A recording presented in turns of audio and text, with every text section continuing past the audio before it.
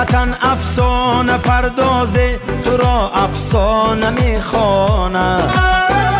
حقیقت نام آثاره، حقیقت خانه میخوانه. یکی در کوه ساری شاد ماند، قصر میبیند. یکی کاشانه ای غم در بغل کاشانه میخواند. وطن ای جان، وطن ای دل، وطن ای سرزمین گل. بهشتی ما، بهشتی ما، بهشتی ما، بهشتی ما.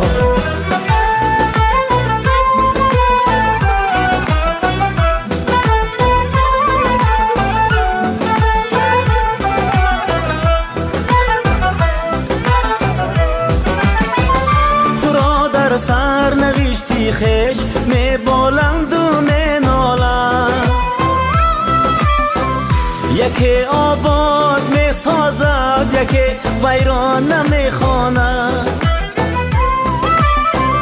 یکی را در غریبی یک کفی خاکی تو جان داروست. یکی در دامنت همگامه‌ای بیگانه می خواند.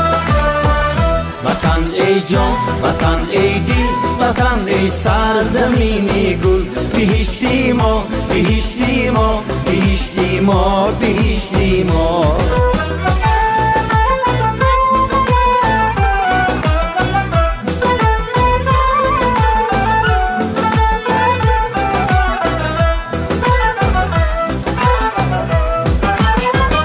تو را مردی ره منزل به منزل میکند دنیا.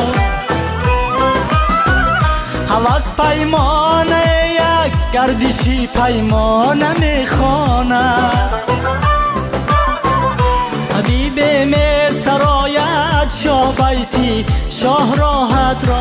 حدیث تن چشم حسرتی گرگانه میخواند. وطن ای جان، وطن ای دل، وطن ای سرزمین گل. بهشتی ما، بهشتی ما، بهشتی ما، بهشتی ما.